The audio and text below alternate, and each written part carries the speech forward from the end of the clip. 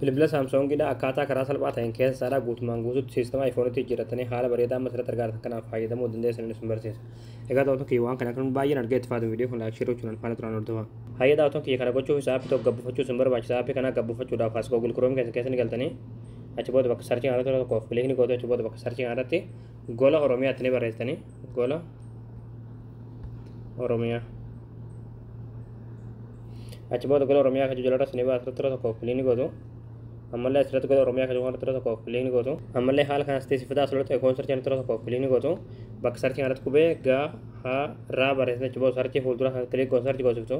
Achi booda haala kanas suuraa kan isin suuraa kanarratti tokkoof kilikni gootu.